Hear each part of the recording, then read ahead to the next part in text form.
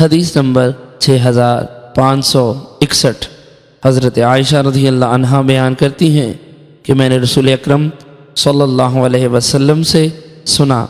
آپ نے فرمایا حضرت جبرائیل مجھے مسلسل پڑوسی کے بارے میں وصیت کرتے رہے حتیٰ کہ میں نے گمان کیا کہ وہ ہمسایہ کو وارث بنا دیں گے۔ حدیث نمبر 6562، حضرت عائشہ رضی اللہ عنہا نے حضور علیہ السلام سے اس کی مثل روایت کیا ہے۔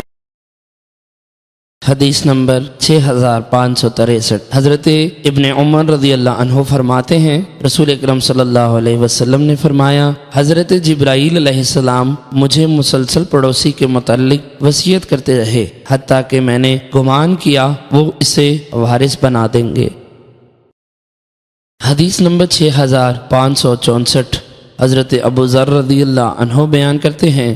کہ رسول اکرم صلی اللہ علیہ وسلم نے فرمایا اے ابو ذر، جب تم سالن پکاؤ تو اس میں پانی زیادہ ڈالو اور اپنے پڑوسی کا خیال رکھو۔